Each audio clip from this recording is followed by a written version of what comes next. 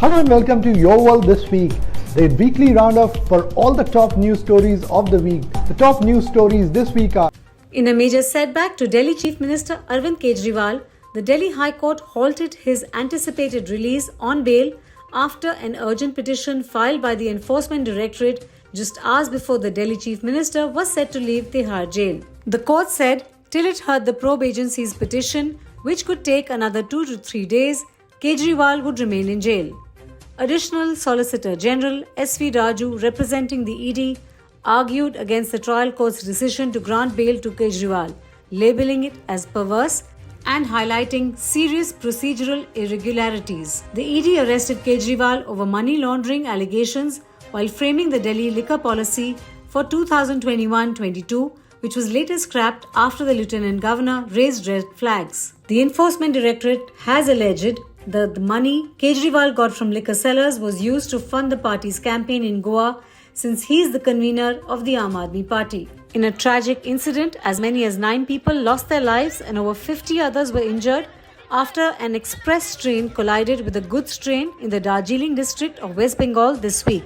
Kanchenjunga Express was travelling from Agartala in Tripura to Sialda in Kolkata when a goods train hit it from behind near the Rangapani station close to New Jalpaiguri. 3 coaches of the Kanchenjunga Express were derailed in the crash. Railway Minister Ashwini Vaishnaw visited the site and announced a compensation for the victim's family. 10 lakh rupees will be provided to the families of those who died, 2.5 lakhs to the grievously injured, and 50,000 to those with minor injuries. Prime Minister Narendra Modi offered his condolences to the victims and prayed for the recovery of those who were injured. The Railway Board's initial report revealed that the goods train, operating under a defective automatic signalling system, was travelling above speed limits when it crashed into the Kanchenjunga Express.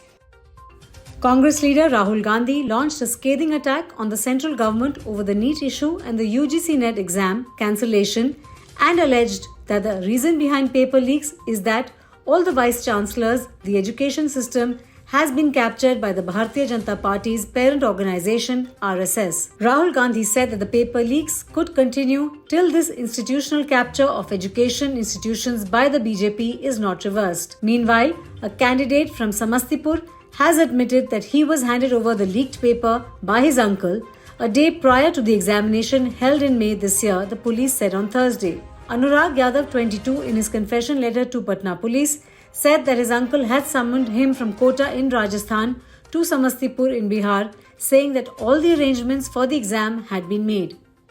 Russian President Vladimir Putin signed a series of deals with his Vietnamese counterpart To Lam this week during a state visit that comes as Moscow is seeking to bolster ties in Asia to offset growing international isolation over its military actions in Ukraine. The two signed agreements to further cooperation on education, science and technology, oil and gas exploration and health. They also agreed to work on a roadmap for a nuclear science and technology center in Vietnam. The agreements between Russia and Vietnam were not as substantial as the agreement Putin signed with North Korean leader Kim Jong-un during his visit to North Korea, pledging mutual aid in the event of invasion.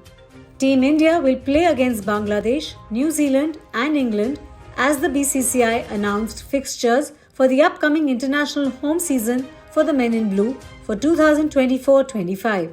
BCCI stated that Rohit Sharma's side will play against Bangladesh in a 2-match test series followed by a 3-match T20 series from September 19th till October 12th. The first test match between India and Bangladesh will be played in Chennai, while Kanpur will host the second long-format match. The Men in Blue will also take on New Zealand in a 3-match test series from October 16th. Team India will play against England in 5 T20I and 3 ODI series in July 2025.